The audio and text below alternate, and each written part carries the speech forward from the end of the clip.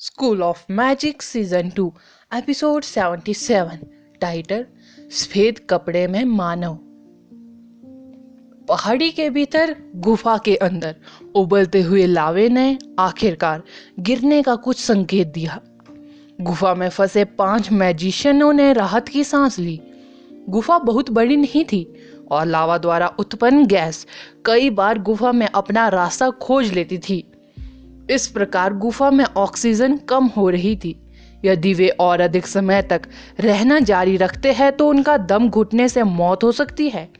केवल एक चीज जिसने सभी को दिलासा दिया वह यह थी कि आदर्श का स्विफ्ट स्टार वुल्फ पूरी प्रक्रिया के दौरान उनके साथ रहा।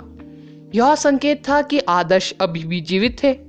राधा की टकटकी ने स्विफ्ट स्टार वुल्फ को कभी नहीं छोड़ा, यहाँ तक कि जब वे थकान के कारण थोड़ा बंद थे तो वे जल्दी से खुल गए, क्योंकि उन्हें डर था कि स्विफ्ट स्टार वुल्फ पलक झपकते ही गायब हो जाएगा।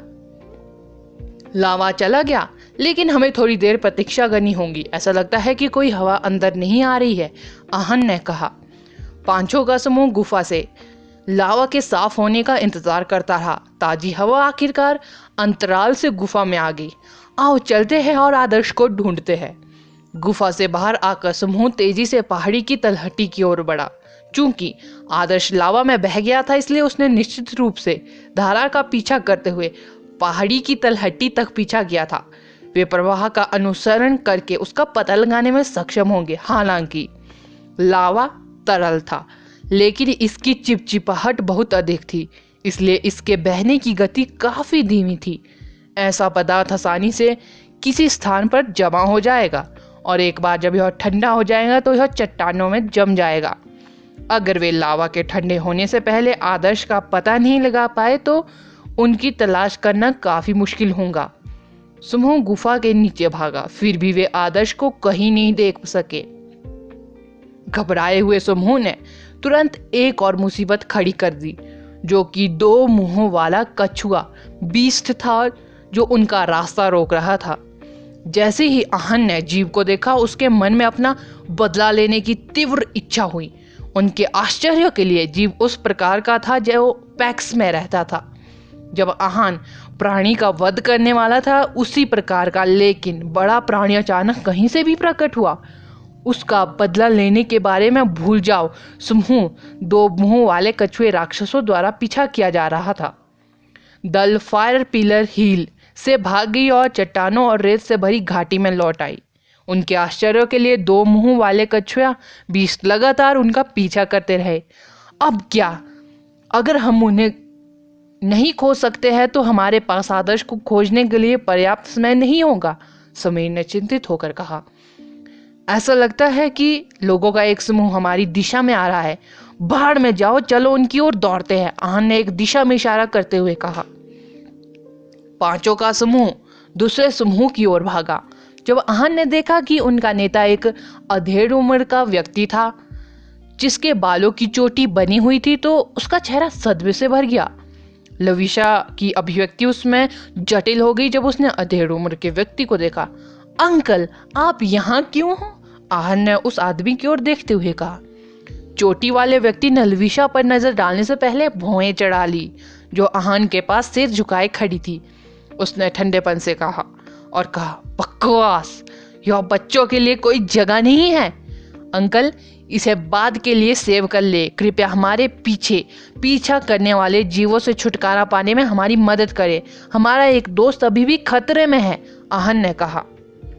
राजेश को 2 मुंह वाले कछुए बीस्टों के बारे में पता था, जिनके शरीर धातु से ढके हुए प्रतीत होते थे। वो अपने चेहरे पर तिरस्कार के भाव के साथ अपने पहाड़ से नीचे कूद गया। उनके शरीर के चारों ओर कुछ स्टार पैटर्न दिखाई दिए। स्टार पैटर्न एक साथ तैयार किए गए थे और एक चौंकाने वाली गति से पूरे हुए। स्टार पैटर्न एक साथ जुड़ गए, जिससे उसके चारों ओर एक त्रिआयामी चित्र बन गया। ब्राउन स्टार कॉन्स्टलेशन पूरी तरह से बना हुआ था। राजेश की आंखों से एक भूरे रंग की झिलमिलाहट निकली और जैसे ही चमक अपने सबसे मजबूत चरम तक पहुंची, एक बल पंखे के आकार में 2 मुंह वाले कछुए राक्षसों की दिशा में फैल गया। एक भूरी छाया पंजे की तरह दूर तक फैल गई और रास्ते में ढीली रेत और कैक्टी दोनों तुरंत ग्रे सफेद चट्टानों में बदल गए। Petrified earth element advance magic. यह स्पष्ट था कि दो मुंह वाला कछुआ बीस्ट ठीक सामने से आ रहा था। उसने पहले कभी भी अद्वितीय बल नहीं देखा था। उसने अपने मजबूत कवच के साथ इसका विरोध करने की कोशिश की, फिर भी जैसे ही भूरी शैरों ने इसे पार किया, यह एक मृत मूर्ति में बदल गया। अन्य दो मुंह वाले कछुए बीस थोड़े पीछे थे और जब उन्होंने पेट्रीफाई की शक्ति देखी तो वे पूरी तरह से भयभीत हो गए। भयभीत प्राणी अपने भयभीत साथी को पीछे छोड़कर फायर पिलर हिल की दिशा में भाग गए। अच्छा चाचा, आहन डरे हुए दो मुंह वाले कछुए बिस्टो के पास गया। जब अन्य दूर भागे, उसने डरे हुए बिस्ट पर एक लात मारी और उसके टुकड़े टुकड़े कर दिए। आहन ने टुकड़ों को कुचलना जारी रखा, जैसे कि अकेले किक अपनी कुंठाओं को दूर करने के लिए पर्याप्त नहीं थे। जब हम कुएं में फंस गए थे तो हम पर लावा गिराने की कोशिश कर रहे थे। यह हमारे रास्ते को अवरुद्ध करने की कोशिश कर रहे थे।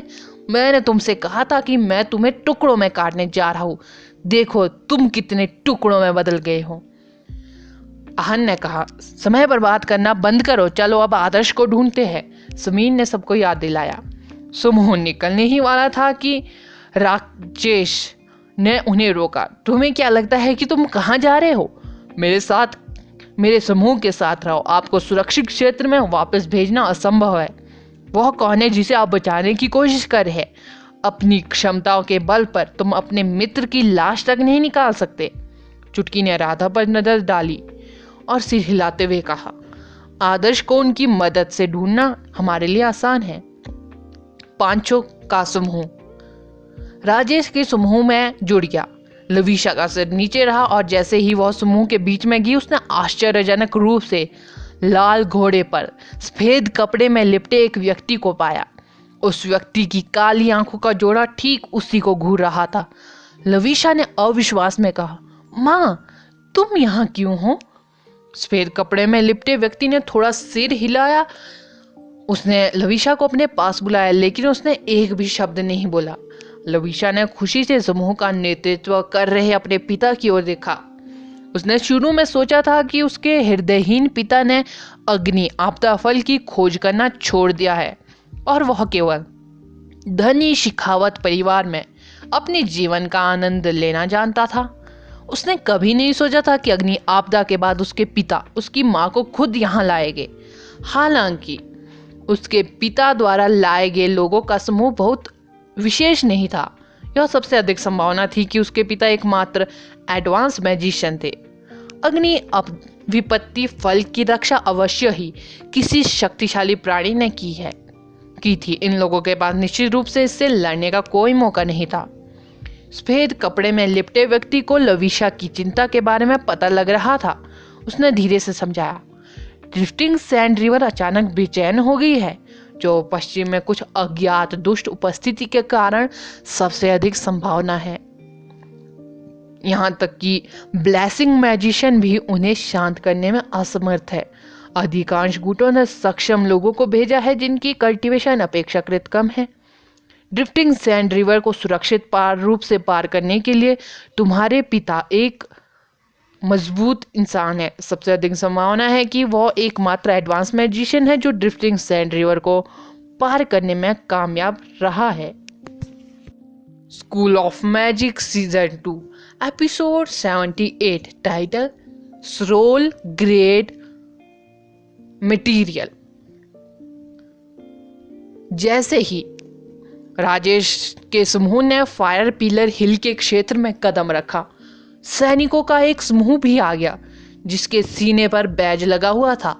हर हंटर जानता था कि जब तक उनकी ताकत पूरे डीमन बिस्टो के क्षेत्र से आगे नहीं निकल जाती, तब तक किसी भी विंग जादुई इक्विपमेंट का उपयोग करना या किसी माउंट पर उड़ना ना समझी थी।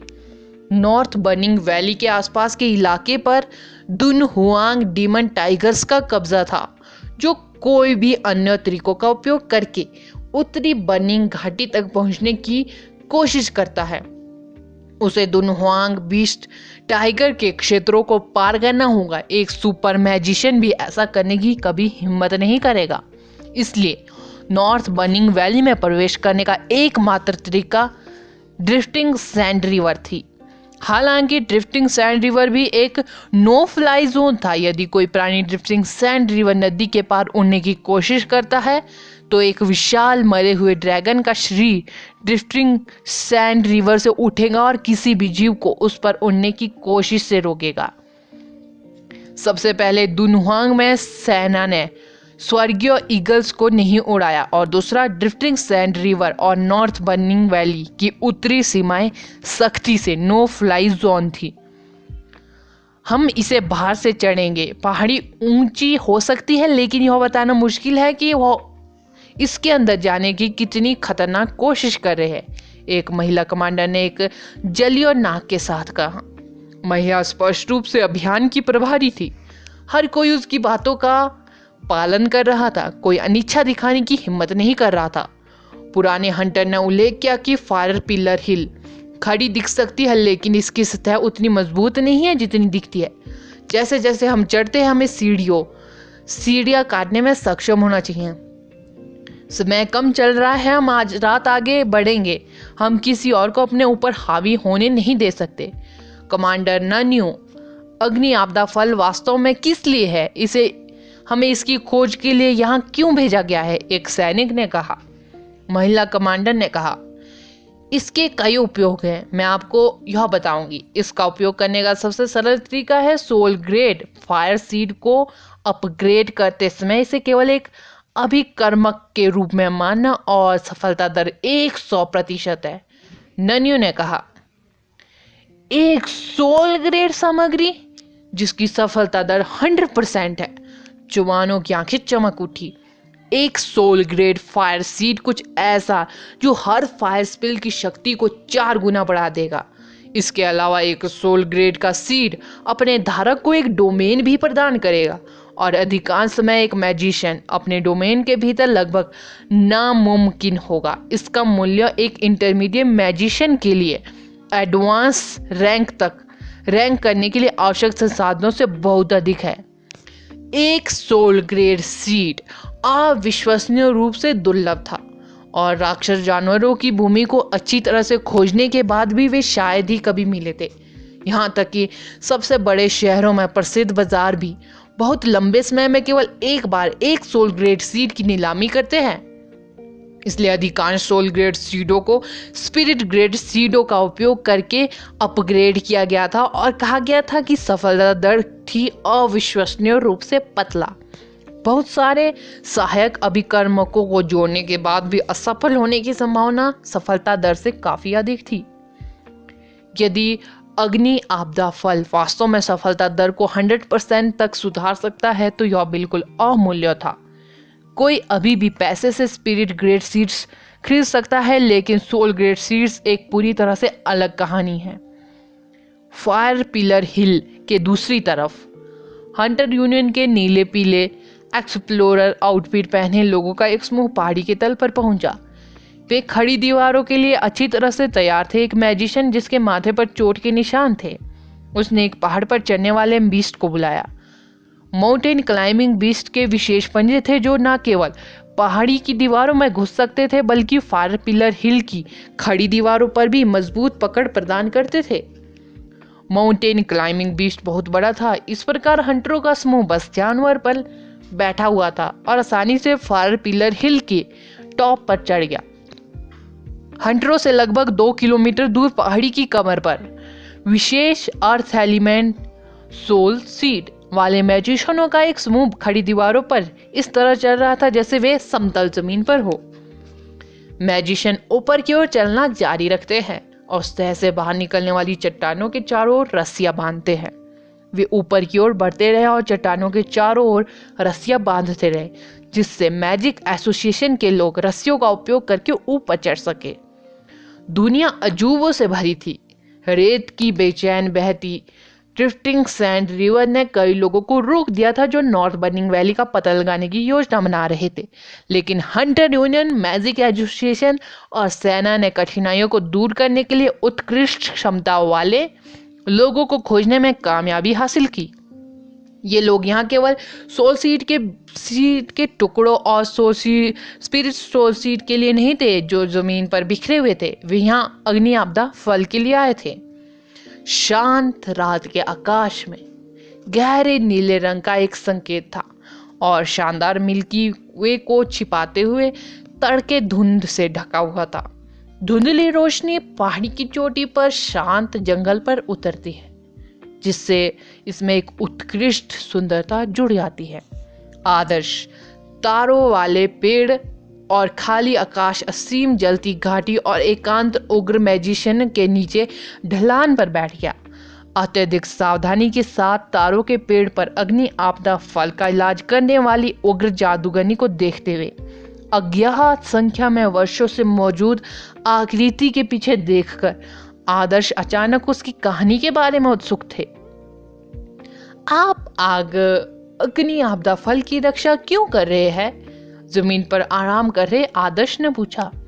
उग्र जादूगरनी एक ग्लैमरस महिला के समान आकृति के साथ स्वतंत्र रूप से तैरने में सक्षम थी। वह अग्नि आपदा फल के आसपास कष्ट कर रही थी, जैसे उसे डर था कि कोई फल ले जाएगा। उसका सवाल सुनने के बाद वो धीरे धीरे आदर्श के पास पहुंची और आदर्श के साथ चैट करने के लिए अपनी अनूठी भाषा का इस्तेमाल किया। क्या आप कहने की कोशिश कर रहे हैं मुझे कुछ दिनों में पता चल जाएगा? आदर्श ने व्याख्या करने की कोशिश की कि वह क्या कहना चाह रही है। उग्र जादूगरनी ने सिर हिलाया। यह पहले से ही एक फल है, यह संभवतः एक पेड़ में खिलकर फल नहीं दे सकता, आदर्श ने कहा। आदर्श को याद आया कि लिविशा ने उल्लेख किया था कि अग्नि आपदा फल पैदा होने के कुछ समय बाद ही गायब हो जाएगा। उसके पिता ने कई बार किसी को अग्नि आपदा फल की तलाश के लिए भेजा, फिर भी वह हमेशा उस समय को याद करता था जब वह अभी भी उपलब्ध था। वह किसी ऐसी चीज की कोशिश और रक्षा क्यों करेगी जो समय के साथ गायब हो जाएगी? यह शायद अग्नि आपदा फल खुरमा की तरह था, जो पकने के बाद कुछ और दिनों के लिए छोड़ने के बाद अधिक स्वादिष्ट होता है। ओह, क्या आप पूछ रहे हैं कि मेरा शरीर कैसा है? आदर्श उठकर अपने पैरों पर खड़े हो गए और अपने शरीर को फैला लिया। उनके जोड़ों में मामूली दर्द के अलावा उनका शरीर ठीक था। उसने उस उग्र जादूगरनी से कहा जो उसके बारे में चिंतित थी। एक मुस्कान के साथ कहा, मुझे लगता है कि मैं अब अच्छा हूँ। मुझे जाना चाहिए, मेरे दोस्त मेरे बारे में चिंतित होंगे। जो भी हो, मुझे बचाने के लिए धन्यवाद। अगर आपको किसी चीज़ के लिए मेरी मदद की ज़रूरत हो तो बेझिझक मुझे बताएं, आदर्श ने उग्र जादूगरनी से कहा। उग्र जादूगरनी ने एक सुखद रोना सुनाया और आदर्श से उसे कोई एहसान करने के लिए नहीं कहा, ना ही उसने उसे वापस पकड़ने की कोशिश की। मुझे लगता है कि यह तब अलविदा है। ज्वाला बेले का कोई संकेत नहीं है और अग्नि आपदा फल आपके हाथों में। शायद मुझे सोल सीड्स और स्पिरिट सोल सीड्स के टुकड़ों को खोजने और उन्हें कुछ नकदी में बेचने की कोशिश करनी चाहिए। आदर्श ने खुले दिमाग से आह भरी। अगला एपिसोड जानने के लिए बने रहे मेरे इस चैनल के साथ। Thank you.